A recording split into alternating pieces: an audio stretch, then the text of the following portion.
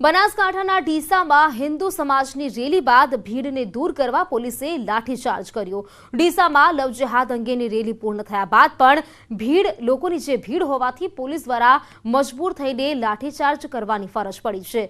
આ ભીડમાં પોલીસે કરેલ લાઠીચાર્જના કારણે લોકોએ ભાગદોડ મચાવી।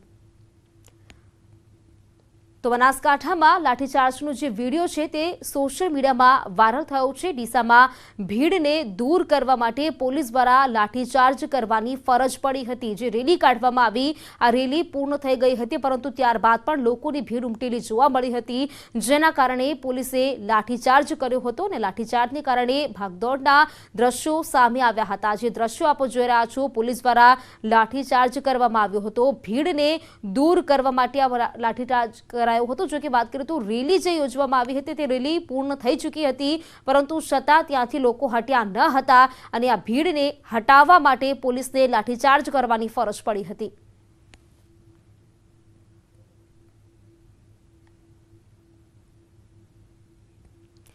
વધુ વિગત મેળવીશું સંવાદદાતા કિશોર પાસેથી।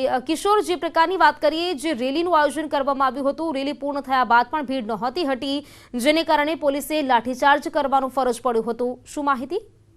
હજી ચોક્કસથી પ્રીતિ, જ્યારે આજે જન આક્રોશ રેલી નીકળી હતી, આ ધર્મ પરિવર્તનને લઈને જે 3 લોકોને ધર્મ પરિવર્તન કરવામાં આવ્યું હતું તેમને પરત લાવવા માટે હિન્દુ સંગઠનો અને ડીસાના ધારાસભ્ય શશિકાંત પંડ્યા દ્વારા એક રેલી નીકળી હતી। આ રેલીમાં મોટી સંખ્યામાં લોકો ઉમટી પડ્યા હતા અને જ્યારે રેલી પૂર્ણ થઈ ગઈ હતી અને તે બાદ લોકો ઘરે પરત નતા જઈ રહ્યા, તે દરમિયાનનો એક વિડીયો જે વાયરલ થયો હતો, જે વાયરલ વિડીયોની અંદર પોલીસ લાઠીચાર્જ કરતી હોય તેવા દ્રશ્યો પણ સામે આવ્યા હતા અને આમાં એક યુવકને માથાના ભાગે વાગતા તે ઘાયલ પણ થયો હતો। અને આ વિડીયો વાયરલ જે થયો હતો લાઠીચાર્જનો, તેને લઈને અત્યારે તો લોકોમાં જે છે તે રોષનો માહોલ જોવા મળી રહ્યો છે અને તે બાદ પોલીસ દ્વારા જે લોકો એકઠા થયા હતા તે લોકોને દૂર કરવા માટે પોલીસ દ્વારા લાઠીચાર્જ બીજી વાર પણ કરવામાં આવ્યો હતો। બિલકુલ કિશોર, જે પ્રકારે દ્રશ્યો જોવા મળી રહ્યા છે, મોટી સંખ્યામાં લોકો ભેગા થયેલા છે। પોલીસ દ્વારા જ્યારે લાઠીચાર્જ કરવામાં આવ્યો હતો, કેટલા લોકોને કોઈ ઈજા પહોંચી હોય તેવા કોઈ સમાચાર મળ્યા છે? હજી ચોક્કસથી પ્રીતિ, જ્યારે રેલી પૂર્ણ થઈ ગઈ હતી તે બાદ લોકો ત્યાંથી ખસી નતા રહ્યા, ત્યારે પોલીસ લોકોને કહી રહી હતી કે તમે અહીંથી હવે ઘરે જતા રહો, કાર્યક્રમ પૂર્ણ થઈ ચૂક્યો છે। ત્યારે લોકો ઘરે ના જતા એક પોલીસને હળવો જે લાઠીચાર્જ કરવાનો ફરજ પડી હતી, તે દરમિયાન એક યુવકના માથામાં લાઠી વાગી હતી અને તે યુવક ઘાયલ થયો હતો। પ્રીતિ કિશોર, જ્યારે લાઠીચાર્જ કરવામાં આવ્યો, કેવા પ્રકારના દ્રશ્યો સર્જાયા હતા તે પ્રમાણે?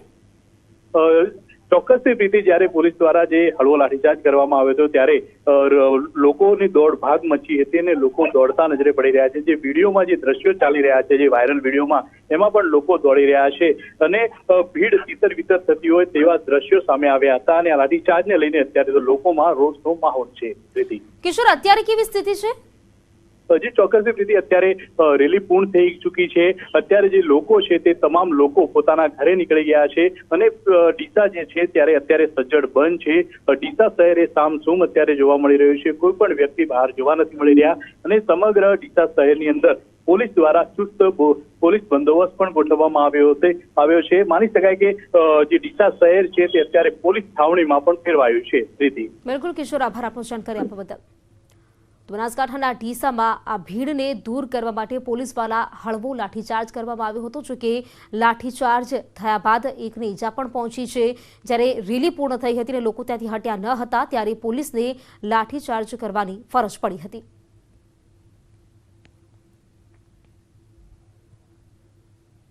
અને હવે વાત સિંગર વૈશાલી હત્યા કેસની।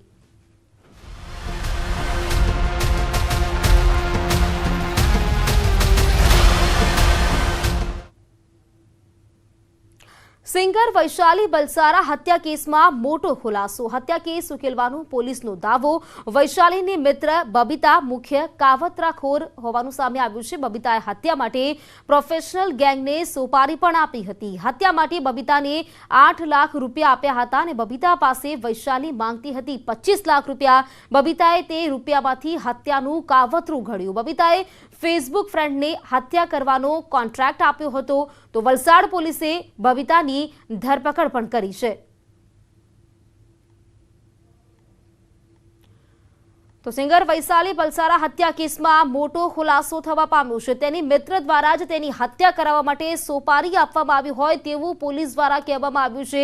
બબીતાએ હત્યા માટે પ્રોફેશનલ ગેંગને સોપારી આપી હતી। હત્યા માટે બબીતાએ લગભગ 8 લાખ રૂપિયા આપ્યા હતા। ત્યારે વાત કરીએ તો તેની ફ્રેન્ડ દ્વારા જ તેની મિત્ર દ્વારા જ હત્યાનો જે પ્લાન છે તે ઘડવામાં આવ્યો હતો। ફેસબુક ફ્રેન્ડને 8 લાખ રૂપિયા આપીને જે વૈશાલીની મોત કરવા માટે તેની હત્યા કરવા માટેના 8 લાખ રૂપિયા આપવામાં આવ્યા હતા તેવું પોલીસ દ્વારા અત્યારે કહેવામાં આવ્યું છે। તો વૈશાલીની મિત્ર બબીતા જ મુખ્ય કાવતરાખોર છે। બબીતાએ હત્યા માટે પ્રોફેશનલ ગેંગને સોપારી આપી હતી।